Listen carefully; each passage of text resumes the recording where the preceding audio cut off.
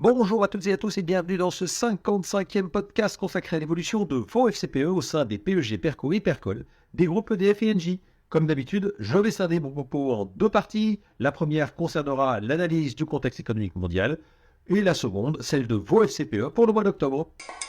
Soit dit en passant, écoutez l'analyse de la CFE Énergie sur l'actualité des industries électriques et gazières, sans bobard ni blabla. Le mois d'octobre était celui de tous les dangers, tant les événements extérieurs à l'économie pouvaient influencer sur celle-ci.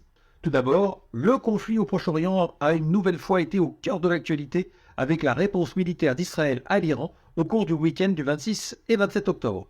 Les financiers ont d'abord opté pour un apaisement des frictions entre les deux forces régionales, puisque l'État hébreu, volontairement, a épargné les infrastructures pétrolières iraniennes.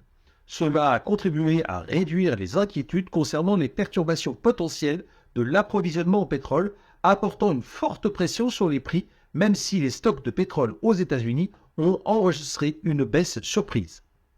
Ensuite, tout le monde attendait l'élection présidentielle américaine du 5 novembre, alors que personne n'était capable d'en pronostiquer le résultat. Le sujet était d'importance puisque les politiques des deux candidats en matière d'économie étaient assez éloignées et que l'indépendance de la Banque centrale américaine risquait d'être remise en question par Donald Trump. En attendant, les indicateurs macroéconomiques continuent à plaider en faveur d'une poursuite des réductions de taux directeurs en Occident. Aux États-Unis comme en Europe, ils alternent le tiède et le froid, sans trop s'éloigner d'une tendance centrale compatible avec les attentes des investisseurs, c'est-à-dire un assouplissement progressif des politiques monétaires en parallèle d'un ralentissement économique sous contrôle. L'objectif est évidemment de faire en sorte que la réduction du coût de l'argent fasse rebondir l'activité avant qu'il ne soit trop tard. Au Japon, de leur côté, c'est pile l'inverse, la Banque centrale s'est engagée dans une partie bien différente puisque la BOJ, la Banque centrale japonaise, a laissé ses taux inchangés et elle a laissé entendre qu'elle devrait continuer à les monter par la suite. Du côté des marchés financiers, maintenant, le mois d'octobre a été globalement baissier à cause de nombreuses incertitudes que je viens de décrire. Ainsi, en France et en Europe, les indices ont fortement reculé avec une baisse de 3,74% pour le CAC 40, suivi de près par l'Eurostoxx 600, c'est-à-dire l'indice large européen, qui a perdu 3,35%.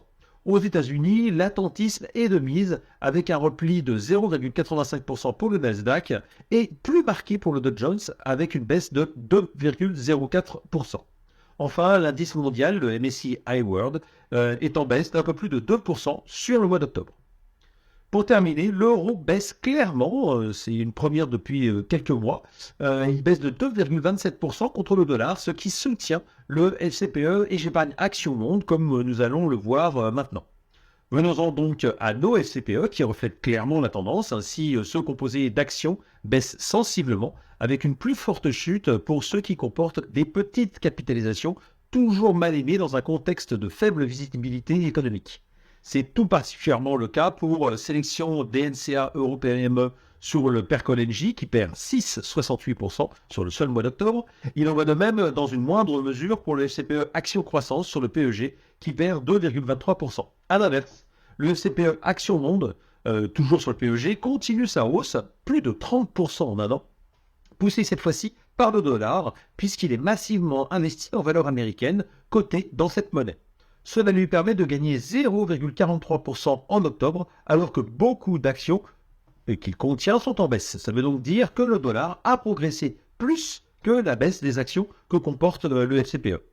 Les FCPE monétaires maintenant continuent de profiter des taux élevés avec une progression de l'ordre de 0,3% pour le FCPE et j'épargne monétaire sur le PEG, cap défensif sur le PERCO EDF et Natixis monétaire sur le PERCOL Engie. Pour terminer, les deux FCPE solidaires, Engie, par le biais de solidaire rassembleur d'énergie flexible, et celui d'EDF par le biais du solidaire bas carbone, perdent presque 0,8% sur le mois d'octobre, subissant naturellement la baisse des marchés financiers. Voilà, je vous retrouve le mois prochain pour un nouveau podcast de la CFE-CGC. À très bientôt. Au revoir.